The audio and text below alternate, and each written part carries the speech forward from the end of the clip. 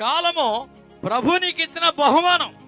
అందుకే సమయమును పోనీయొద్దని ప్రభు చెప్పాడు. ఎఫెసీ సంఘానికి 5వ అధ్యాయము 15వ వచనం చూస్తే, ప్రియమైన వారలారా, సమయాన్ని ఇచ్చిన దేవుడు నీతో మాట్లాడుతున్నాడు.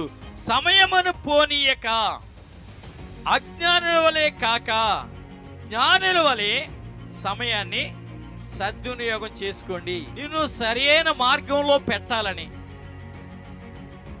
నిన్ను సరి అయినటువంటి జీవితాన్ని నీకు ఇవ్వాలని, నీ బ్రతుకు దినాల్లో ఆనందదాయకమైన జీవితంతో నింపాలని, ఆయన సన్నిధికి నీవు నడిపించబడితే ఆయన ఆలయములో ప్రవహించే ఆధ్యాత్మిక ఆనందాన్ని అనే నదిలో వచ్చేటువంటి ఆ జీవ జలాలు నీకు త్రాగించాలని ఆనంద ప్రవాహములోనిది త్రాగించేది.